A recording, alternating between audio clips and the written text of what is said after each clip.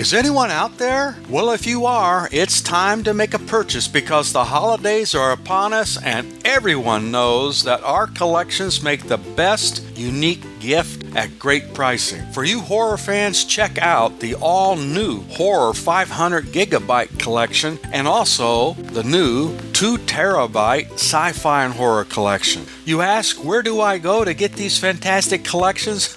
Well, you go to oldtimeradiodvd.com, of course, and while you're there, sign up for Nostalgia USA Digital Magazine with over 15 hours of audio and video on every issue, all free. Where, you ask? Well, oldtimeradiodvd.com, of course. Visit today. Order today. oldtimeradiodvd.com. Trust me, you'll be glad you did. Palmolive Soap, your beauty hope, and Luster Cream Shampoo for soft, glamorous dream girl hair bring you Our Miss Brooks, starring Eve Arden.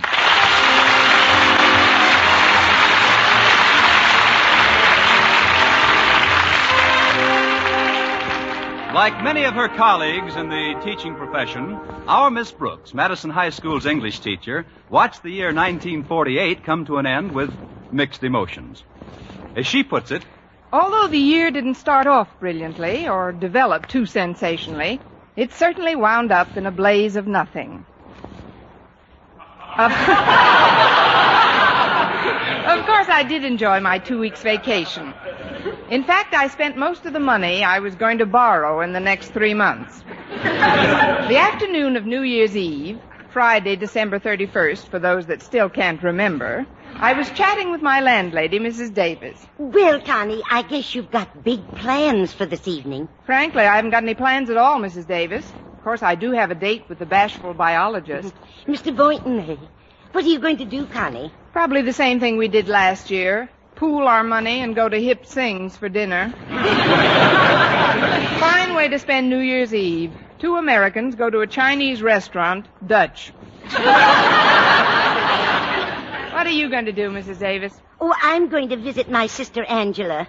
She's so absent-minded, poor thing.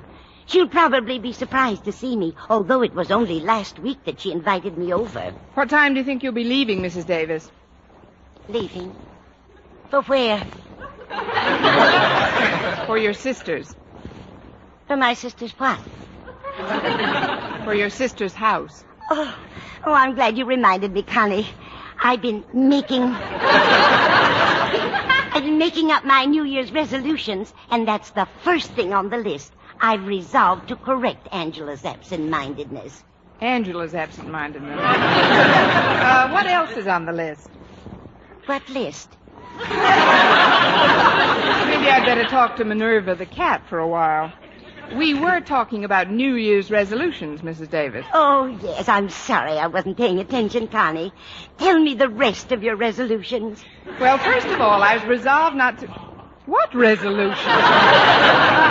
We were speaking of yours, Mrs. Davis. And before you say my what, I'd like to ask you again the question I asked when we were both younger. Namely, when are you going over to your sister's house? Maybe you better not go out tonight, Connie. You sound very strange. It's just the way you're listening. Or are you, Mrs. Davis? Of course I'm Mrs. Davis. Now, you lie down and let me fix you some hot tea. I don't want any hot tea. I just want an answer. Meow. Thanks, Minerva. Now, about this evening, Mrs. Davis... Hello, Minerva. Want some milk, dear? I'll get you some in a minute. You were saying, Miss Brooks? This evening? Your sister's house? Yes, I'm going over there tonight. I know, Mrs. Davis. Right away, Minerva.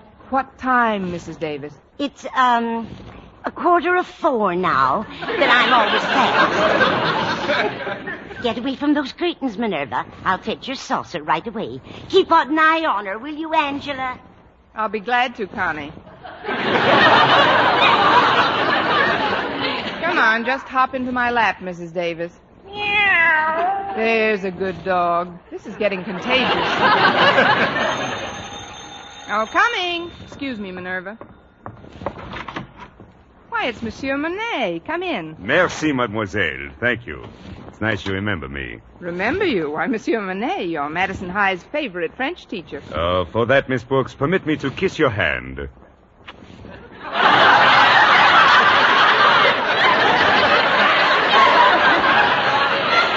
Well, let's not give the other hand the complex. Certainly not. Shall we go into the living room? I trust that I'm not arrived at, how you say, inopportunity time. What? Oh, no, this is very opportunity time. Won't you sit down, Monsieur Monet? Oh, thank you, Miss Brooks. But now that I'm teaching in America, I would appreciate it if you would call me in America. All right, what's your number? No. I mean, call me Mr. Monet instead of Monsieur. Oh, certainly. Here you are, Kitty. Here's a nice saucer of... Oh, I didn't know anyone had come in. This is Mr. Monet, Mrs. Davis, our new French teacher at Madison. Oh, how do you do, Mr. Monet? How do you do, Mrs. Davis? I kiss your hand, madame. I'll hold your saucer, madame. A lovely lady with a lovely hand. Stick out your paw, Minerva. You're next. If Mr. Monet came over to see you, Connie, I'm sure he doesn't want to talk to Minerva. I'll just take her into the kitchen. Come along, dear. There's a good kitty. Come drink your milk out here. So nice to have met you, Mr. Monet. Likewise, I'm sure. She's very nice, your Mrs. Davis. But why she run away so fast? In the words of some of my pupils, why she took some powder and put it on the lamb? Took some powder? Oh, you mean she took a powder or took it on the lamb? Mais oui, she flew out of here like a bat out of Mr. the... Monet.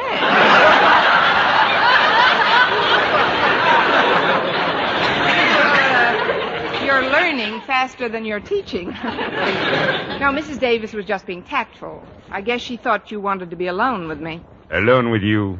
But why, Miss Brooks? I'm a married man. Oh, I know, but Mrs. Davis doesn't know about your wife, Mr. Monet. Oh, Miss Brooks, I don't know what plans you have made for New Year's Eve, but my wife, Elaine, and I would be very flattered if you would join us. Well, thanks, Mr. Monet. I'm flattered that you should ask me. But as far as I know, Mr. Boynton is taking me out tonight. Oh, then you both must come. You see, this is not an ordinary party, Miss Brooks, although we're all going to wear evening clothes and try to have the best possible time. Elaine and I, we realize that among school teachers, there are very few, how do you call it, malted millionaires? Some of us are too thick to drink with a straw. What you're trying to tell me is that the evening won't cost much money. Is that right? Oh, it will cost you no money, Miss Brooks, but there is an admission charge. Pint of blood? No, just some old clothes. You see, I am in charge of a committee to send clothing to the poor people in France. Any sort of clothes would do, Miss Brooks. Anything that is made of cloth. Why, that sounds like a wonderful idea, Mr. Monet. I'll be delighted to come. And Mr. Boynton, do you speak for him as well? Mr. Boynton has been spoken for many times. The trouble is he doesn't answer. Oh, you mean about tonight. Yes, Mr. Monet, I feel sure I can speak for Mr. Boynton. Oh, fine. I'll be leaving then. I'll walk you to the door, Mr. Monet. Oh, my address is 9066 Shoreham Drive. Try to get there before 10. And I'm sure that as my students say, we will have a ball. I'm sure that we will. Yes, until tonight then, Miss Brooks. Stay in the groove. Oh, Natch, Mr. Monet, Natch. And Mr. Monet, Yes? don't take any wooden francs.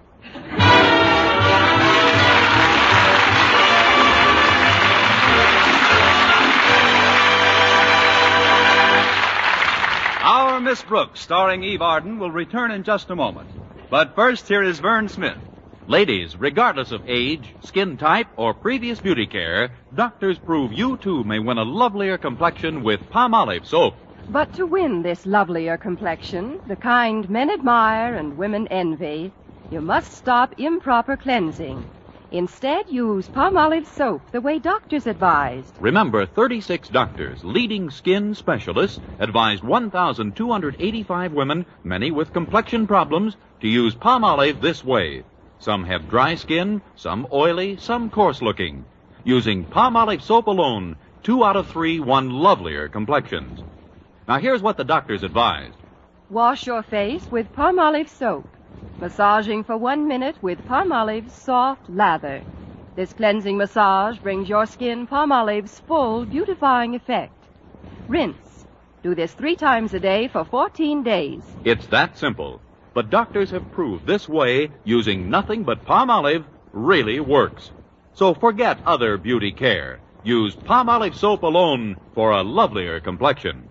For loveliness all over, use big, thrifty bath-size Palmolive in your tub or shower.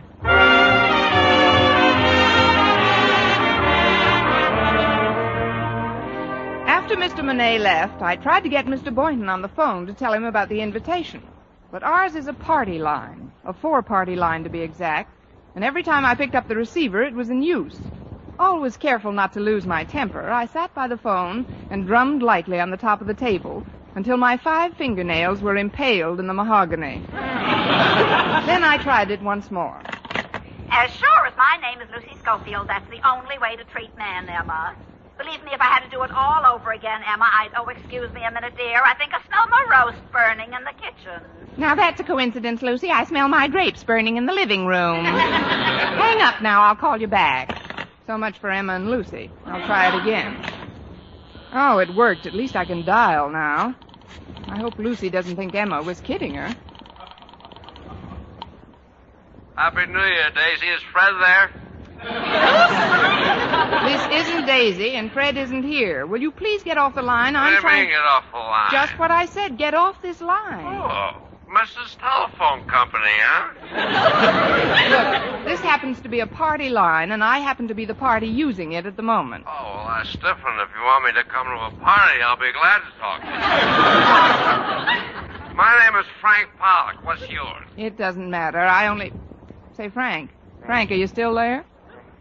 Sure, I'm still there. That was mighty nice of you to call me, Daisy. What do I think of the way I treated you? The shameful, horrible way I treated you. Don't cry, Frank. I had it coming. No. Now, will you please hang up? Your bottle is falling out of the chandelier. Well, thanks, Daisy. You're a great girl. And tell Fred to give me a buzz when he gets in. Bye now. He's getting an early start. When a body meets a body, he's had too much ride. Mm-hmm. Hello? Hello, Mr. Boynton. This is Miss Brooks. I assume we still have a date for tonight. Tonight? Oh, this is Friday, isn't it? Yes, December 31st. 31st, eh? Yes, you know, the day we celebrate the appearance of the first enchilada north of Laredo, Texas. I know it's New Year's Eve, Miss Brooks. What are we going to do to kill a few hours together? We'll think of something, you mad, impetuous boy. As a matter of fact, that's why I called. Mr. Monet and his wife are having a little impromptu party at their house, and they've invited us. What kind of party? Well, you have to have some old clothes, and then you should... Hello? Is that you, Emma? I didn't quite understand you before. No, this is not Emma. This is your friendly, cooperative party line neighbor. Oh, the magpie. Miss Brooks, who are you talking to? I'm talking to Nonstop Nellie, the human dial tone. Now, will you please stop this filibuster and get off the line? Well, the phone company will hear about this. Are you there, Miss Brooks? Yes, Mr. Boynton. As I started to tell you, although it's a formal party, we're supposed to have some piece of apparel that we can... Happy New Year. Oh, not again. Who's that? Well, it's about time you got home, Fred. That is not Fred. Oh, it isn't, huh? No, it isn't. As Fred's oldest and closest friend, I demand to know who it is. Now, see here, old man. I'm not your old man. I don't even know where your old man is. I don't even know where my old man is. New Year's Eve, and I don't even know where my old man is. Oh, look, Mr. Boynton. We'd better hang up now. You can't, Daisy. You can't hang up. Not without you tell me where my old man is. Daisy. Listen, Mr. Nobody Boynton. wants to tell me what All my you have old to man do did. is bring People some are old cruel, clothes that's what with the you. trouble- What's that? Old I don't hardly clothes. hear you, Miss Brooks. Talk to me, So old put man on your is- tux, bring But I some old thought you'd be clothes, different, and pick Daisy. me up in a couple Even of though I hours. gave you a pretty hot deal. These stresses come along and straighten you out. I'll see you later. Who introduced you to Fred? Tell me that. Who introduced you to Fred? You did, Frank, and I love you for it. But if you don't get off this phone, I'll have you thrown out of the bar you're calling from. Bar? Oh, is that where I'm calling from? Bless you, Daisy. You helped me find my old man. Sure, he's sitting on the stool next to me. I better hang up now. Fred hates it when I talk to strangers. Oh, Mrs. Davis. Yes, Connie. I wonder if you'd give me a hand. I've been invited to a formal party tonight, and I just don't know what to wear. Well, what have you got, Connie? Oh, nothing. That is nothing but an old evening gown I've had for 5 years. Well, come on into your room, Connie, and we'll look it over. Here we are. It won't take long to find in my closet. Well, let's see. Here's a skirt and blouse. The suit I got 2 years ago. Here's one of the dresses I wear to school. Here's the other one. Oh, there we are. My pride and joy. Why, that's real pretty, Connie. And look at the fringe. Silly moths, they left the best part. While I'm in here, I better find something to donate as well. Donate? Yes, the price as well. Find something to donate as well. Donate? Yes, the price of admission to the party is some old clothing. I know I've got some because I've been wearing it. Oh, dear, I forgot to tell you, Connie, but just last week when the Goodwill truck came around, they pick up old clothes, too, you know. I gave away everything of mine I could possibly spare. Well, that's all right, Mrs. Davis. You're not going to the party. I know, but I also gave away a big bundle of your stuff. You had it lying in the closet, and I Mrs. thought Davis, that was for the cleaners. I had some of my newest clothes in that bundle. 1945 stuff. I'm sorry, dear. Maybe you can borrow some old clothes to give. Well, I guess I'll have to. I know. I'll go over to the Conklins. He's got one suit I know could use an ocean voyage.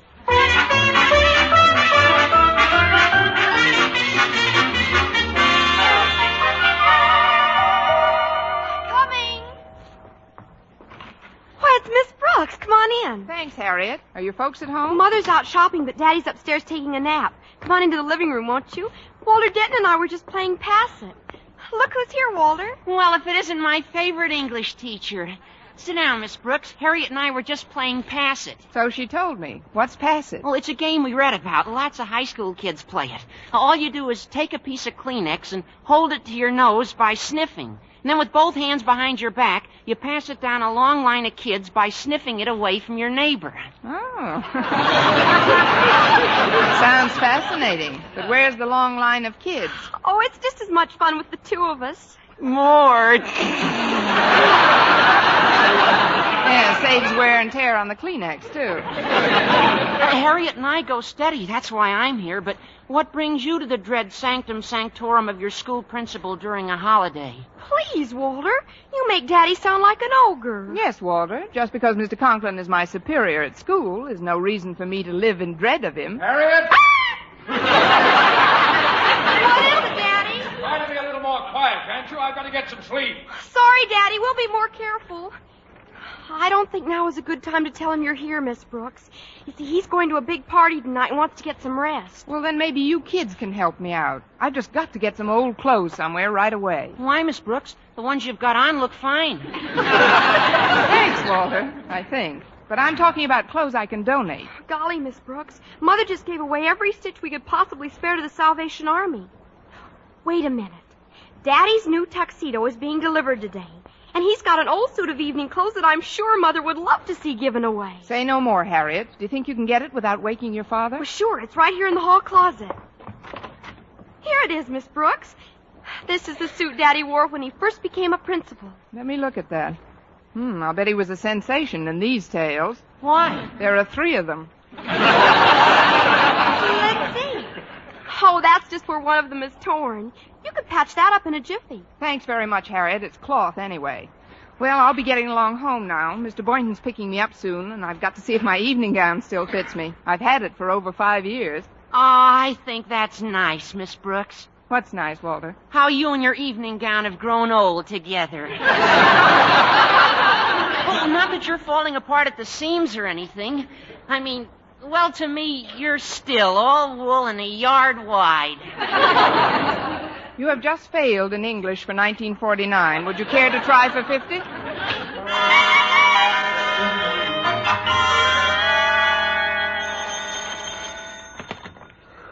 Hello? Hello, Mr. Conklin? Yes, who's this? This is Kane from Kane's Classy Cut Clothes with 4 Ks. Oh, yes. Where's my tuxedo, Kane? You promised it to me by 5 o'clock, and it's 10 of now. Oh, that's what I'm calling about, Mr. Conklin. I can't get the suit to you by 5 o'clock. You can't? Well, then when will it get here? Next Tuesday. Next Tuesday? But I've got a very important party to attend tonight. Now, please, Mr. Conklin, don't yell at me. Yell at the lapel makers union. They went out on strike yesterday. But isn't there something you can do? Somebody who can fix this? Calm yourself, Mr. Conklin. Even if I gave the suit to another shop to be finished, it wouldn't do any good. The buttonhole boys went out in sympathy. But how could you... Well, why do you... When did this... How were you able... Mr. Conklin. Take it easy. My blood pressure is just as high as yours. So let's be good to ourselves and exercise some control. Control? But how can I... What will I... Even if I have... Now, there's no use in both of us aggravating. Goodbye, Mr. Conklin. Happy New Year. Harriet! Yes, Daddy, we're here in the living room. Harriet, I've had a great disappointment.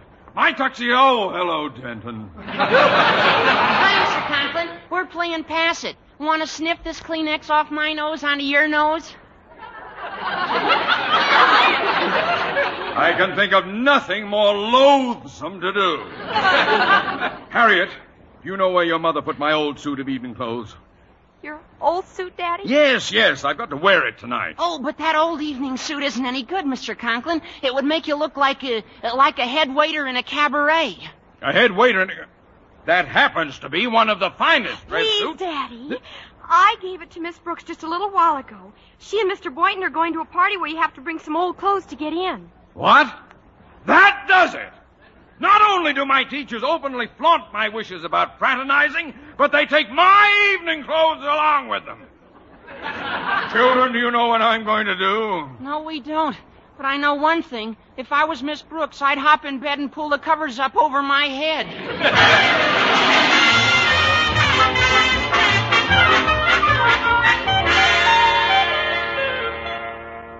There, how does Old Faithful look on me, Mrs. Davis? Lovely, Connie. And fringe is more popular than ever.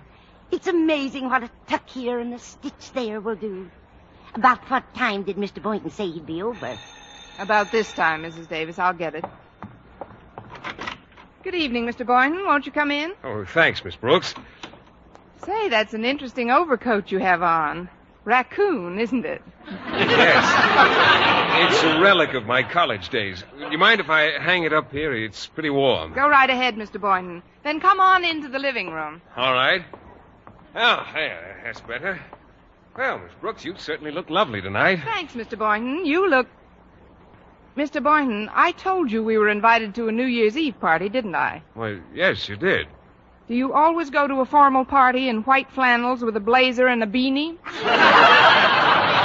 Formal, but you said you had to have some old clothes to get in. Some odd piece of wearing apparel is what you told me. Oh, great. I hope your sneakers are vulcanized. I don't understand, Miss Brooks. Just what kind of a party is this? It's a formal party, Mr. Boynton, but the price of admission is some old clothes to be shipped abroad. Oh, well, I don't know. I don't usually go to parties on New Year's Eve. You don't? Well, how do you like to spend the evening, Mr. Boynton? Well, I usually have an early dinner, then catch the first show at the movies and hit the sack about 10:30. What does your doctor say about such carrying on? Look, Mr. Boynton, I've already accepted for both of us, and... Wait a minute. I've got a dress suit that might fit you. Then we can bring the stuff you've got on as our admission. Just go into my room, Mr. Boynton, and take off those clothes. Oh, Miss Brooks, what in the You'll world... You'll find a suit of evening clothes right on the bed. Please slip them on. Mrs. Davis? Yes, Connie? Have you finished sewing Mr. Conklin's tail together? Just finishing now, Connie.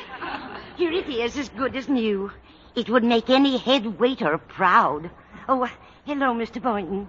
My, what a nice beanie. 3 propellers. I I wish you'd tell me what this is all about, Mrs. Davis.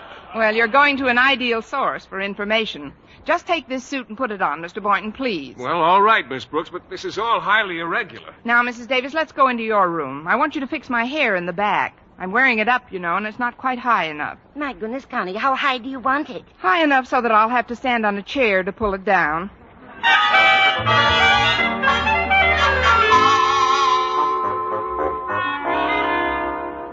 Well, it doesn't fit too badly, I guess. Miss Brooks, I've got the suit on. That's fine. I'll just be a few minutes. Oh, would you answer that, please, Mr. Boynton? Mrs. Davis is still rummaging in my scalp. All right. Oh, well, it's Mr. Conklin. Good evening, sir. Good evening. I'd like a table down front, but not too near the drum.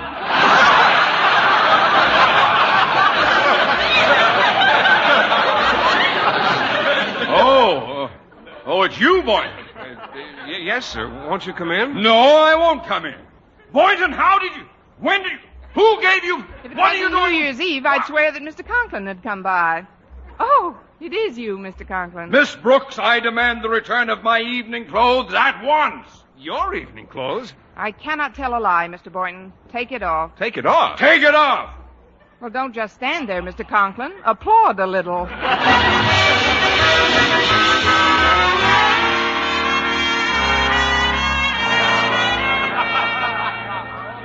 Get ready, everyone. It's 12 o'clock. Turn up the radio.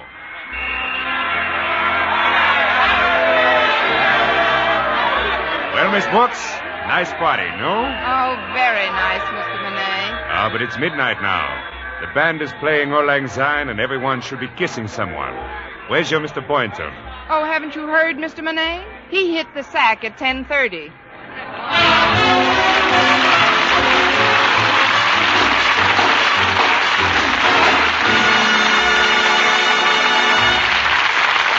Eve Arden as our Miss Brooks returns in just a moment, but first...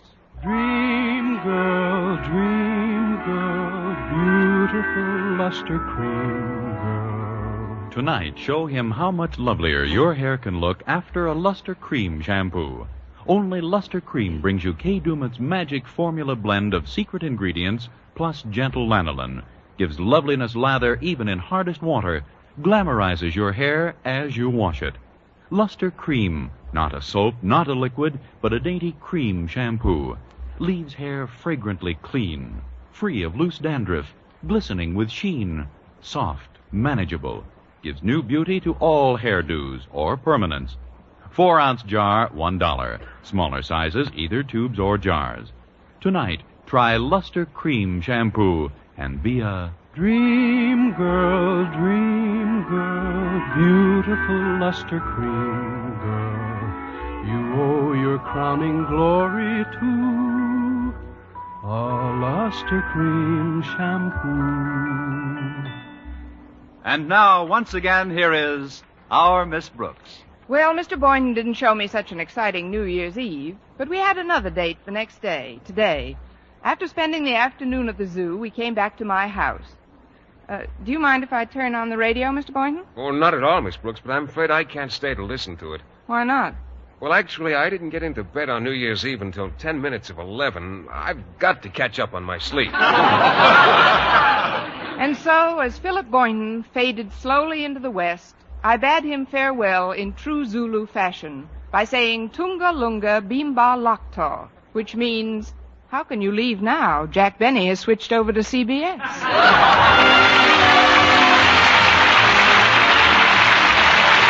Next week, tune in to another Our Miss Brooks show brought to you by Palmolive Soap, your beauty hope, and Luster Cream Shampoo for soft, glamorous dream girl hair. Our Miss Brooks, starring Eve Arden, is produced by Larry Burns, written and directed by Al Lewis, with music by Wilbur Hatch.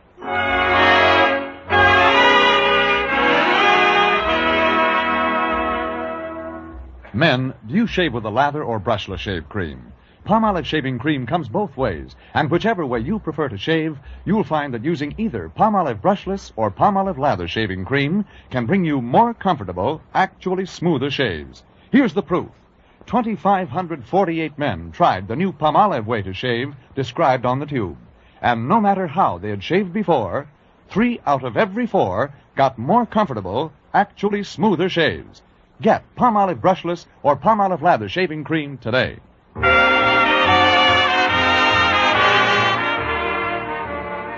For mystery liberally sprinkled with laughs, listen to Mr. and Mrs. North, the exciting, fun-packed adventures of an amateur detective and his beautiful wife. Tune in Tuesday evenings over most of these same stations. And be with us again next week at this same time for another comedy episode of Our Miss Brooks. Stay tuned now for Lum and Abner. Bob Lamont speaking.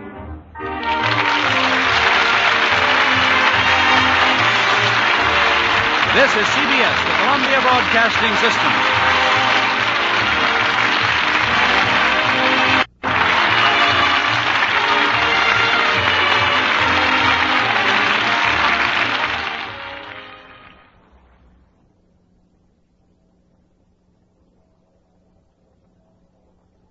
Thank you.